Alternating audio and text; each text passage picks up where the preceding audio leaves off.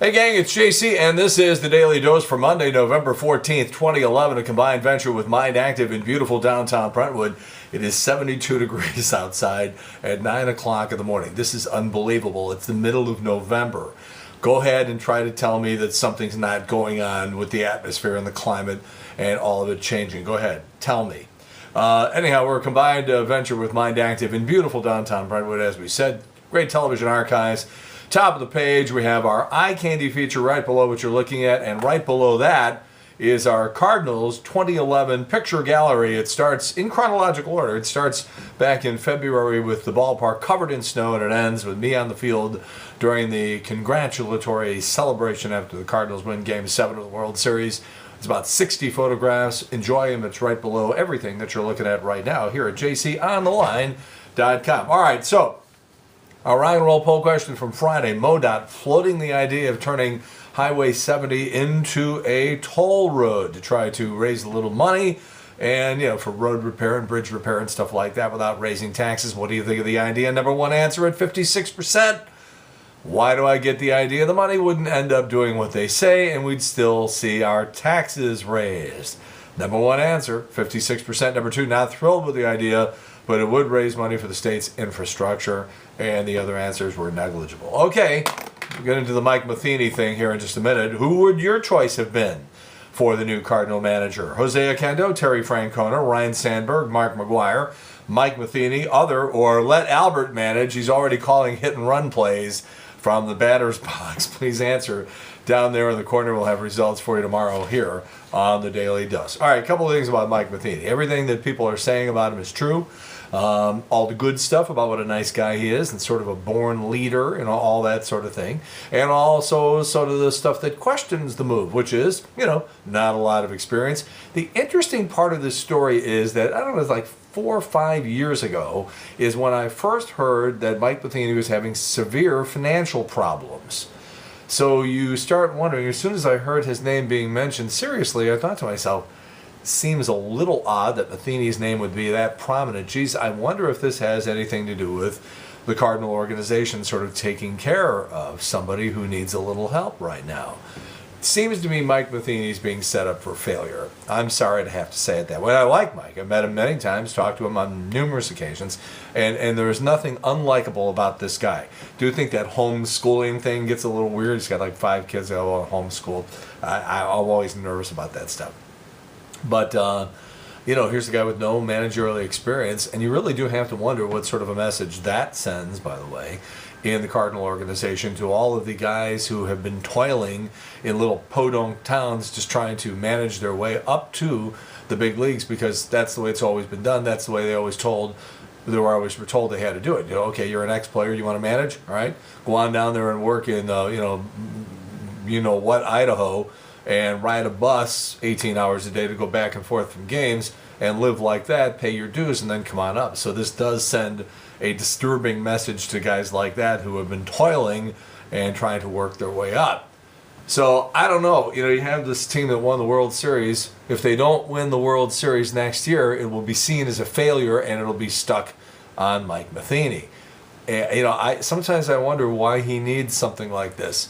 Here's a guy who is absolutely beloved by Cardinal Nation, and he is setting himself up for failure. I mean, you get a Tony La Russa once in a blue moon. All the other managers, they're there for a couple of years, and pretty soon people are like yelling, "Get the bum out of here," and next thing you know, you're out of a job.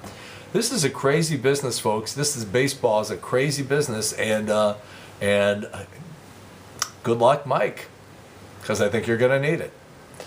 All right. Mayor Slay said enough is enough. Occupy St. Louis protesters bounced out of Keener Plaza over the weekend. As you know, our official position is that this is the big leagues. And you had national exposure right here in St. Louis during the World Series. And you blew it. Do most people think that corporate America has run wild and is screwing the middle class and poor people? Sure, I think most people believe that. Okay? So when you get on television, you have the opportunity to speak your piece and to make your pitch for your movement, and you just sit there and ramble. You guys aren't ready. So go back to the drawing board, figure out how to centralize this message, figure out what the message is, and then centralize it. Get some effective product spokespeople to get up there when the cameras are on and speak your position. And until then, don't expect to be taken seriously, because you're not. It has very little to do with your message. It has to do with the messenger. You were terribly ineffective in speaking your position. In St. Charles, ladies and gentlemen, out on Main Street at Christmas time, you have little characters. People dressed up as famous sort of, Christmas inspirational type characters. For example, the Sugar Plum Fairy. The Sugar Plum Fairy, which has been portrayed on Main Street in St. Charles for years now by Laura Coppinger. So Laura Coppinger is taking a drug test, a mandatory drug test for this position, which I also think is a little freaky. It's like, we want you to dress up like the Sugar Plum Fairy, but we want to make sure that no drugs have passed through your system. I think the people who invented the Sugar Plum Fairy were probably doing something. So anyhow, she's taking the drug test and messes up the drug test, and just in frustration. So it's not that she didn't pass. She didn't fail the drug test. The process is very specific and precise as to what you can and cannot do. And she screws up the drug test and just utters a profanity and says, "Give me the drug test, I'll do it again." And they're like, "No, don't bother, you're fired." What the F is that all about? What sort of intolerance is being displayed out in St. Charles? She screams it. It's not like she did it in front of a bunch of 4-year-olds. It was inside a medical facility while she's taking a drug test. Give me a break. She violated the code of conduct. Give Laura Coppinger her job back, for God's sakes. All right, Kelly Clarkson coming into the fabulous Fox Theater on March 16th, day before St. Patrick's Day, here in St. Louis. St. Patrick's Day is actually on a Saturday next year. Anyhow, Kelly Clarkson, I have thought she is terrific for years. And I like some of her songs. It's not like I go out there and I go, "Oh my God, she's so wonderful." Nah, it's just one of those deals where, she wins that competition fair and square before all the nonsense that American Idol started, like last year bouncing Pia Toscano out, even though she was probably the best singer in the competition because 13-year-old girls didn't vote for her or something like that. And also Kelly Clarkson, not the very slim, tall, gorgeous one. She just happened to be a great effing singer. And is unapologetic about the fact that she's not, she doesn't weigh 97 pounds. Great voice on that girl. I love her, Kelly Clarkson, coming into the fabulous Fox Theater. Tickets go on sale Friday, November 18th at the usual ticket outlets. All right, as we told you last week, Howard Stern might replace Piers Morgan as a judge on America's Got Talent, which means next year's winner will be a lesbian midget. 50,000 people signed a petition asking Nickelback to be dropped as the halftime show during Thanksgiving's Detroit Lions game. They want a band that better represents Detroit. I don't know, may I suggest Hole? Jessica Simpson joked on Twitter that her baby bump is bigger than her boobs. That's difficult to believe, by the way, but it doesn't matter because your dad is still going to stare at him. A man in Wisconsin was stabbed 300 times during a satanic sex ritual with 2 women he met online. Why would any guy do something like that? Something that terrifying. Hook up with girls from Wisconsin. On Friday night, police commandos in Venezuela rescued kidnapped Washington Nationals catcher Wilson Ramos. The rescue ended in tragedy, however, when Ramos realized he still has to play for the Washington Nationals. And Prince Charles turned 63 today. The celebration will give him a welcome break from his busy schedule of waiting for his mother to die. Sasha Grey, former porn star. Great movies like Assault That Ass 9.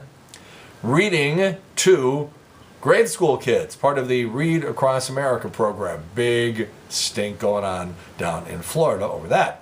Friday was 11/11/11. And dopes from sea to shining sea who believe in, fairies and Sasquatch and stuff like that, thought it was a very mystical day. I'm glad that's over with. Jennifer Lopez might be nailing one of her backup dancers. That sounds about right. It's good to see they're raising the next generation of Kardashians properly. Kendall Jenner, Sweet 16 party over the weekend. A $90,000 Range Rover was her 16th birthday party. I got a handshake from my dad. George Clooney suffered a serious neck injury while filming the movie Syriana in 2005. says today in Rolling Stone magazine that article that he actually ended up considering killing himself because the pain was so intolerable and he was wondering, how am I going to be able to live my life like this? Almost did himself in. I can understand that. Long, many years of back trouble for old JC. And there are some days where you're saying to yourself, geez, I'd be better off throwing myself off a bridge. New Mickey Rourke movie, The Immortals, or rather Immortals, $32 million, number one. Jack and Jill, second place, $26 million. J. Edgar, Leonardo DiCaprio, mixed reviews on that, $11.5 million. Great performance by DiCaprio, screenplay that really is just sort of lame. Bill O'Reilly's book about Abraham Lincoln has been banned from Ford's Theater, where Lincoln was assassinated, because of supposed historical inaccuracies. Bill O'Reilly? What? Gotta be a misprint. Average woman can only keep a secret for 32 minutes. Women love gossip. Deal with it. People who try to quit smoking say it's the hardest thing they ever had to do. The numbers back it up. According to a new study, only 6% of people who try to quit smoking actually succeed. Jefferson County School District in Colorado facing a $70 million budget shortfall. They're going to start selling advertising on report cards. And a study by an internet quality assurance company called, well, it doesn't matter what they're called. They found that the websites of the top 25 public universities in the U.S. had an average of 105 spelling mistakes. All right, Monday Night Football, good one tonight. Green Bay Packers hosting the Minnesota Vikings in the frozen tundra of Lambeau Field. Special edition 2020 Diane Sawyer talking to Gabrielle Giffords tonight over on ABC. 10 days until Thanksgiving, 41 days till Christmas. JC's Eye Candy, a big thanks to Daryl Hammond. 14 years on Saturday Night Live. Join us on Friday on the old showgram on the Big 550 KTRS with me and Trish. We're on from noon to 3 every day.